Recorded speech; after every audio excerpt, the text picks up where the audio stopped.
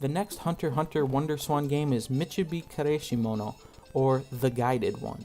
This game appears to be a sequel to the previous game discussed, and as such begins in the York New arc of the series upon the characters meeting up for the aforementioned auction. You were able to select segments of the city and then select characters within those segments to play out parts of the story, with more options being unlocked as you move through the city segments. There are again occasional mini-games, such as slots and arm wrestling, where you must press the A button quickly for a while, which uses up a secondary bar, which you refill by pressing the B button quickly. It's completely mindless and not very fun. After a while, you start running into the battle system from the previous game, which functions exactly the same as the previous game and still isn't very engaging. As for the WonderSwan's vertical functionality, the database is back, but now we also have an option to flip a virtual coin for some reason, as well as easy access to the options menu in case you want to turn the mini-games down to easy.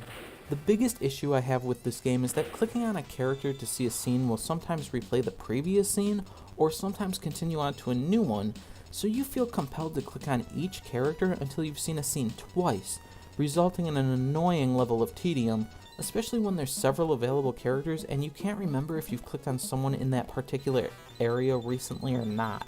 Making this even more annoying is the occasions when you do this and have to replay one of the mini-games. Overall, it's a somewhat enjoyable game, but manages to be even more text and story-driven than the previous one, increasing the language barrier, although brute forcing your way through the game is still entirely possible. This isn't necessarily a bad game, it's actually kind of a fun little RPG visual novel hybrid with minigames like the last game. However, it feels quite dated, and for most players it likely isn't going to be very accessible.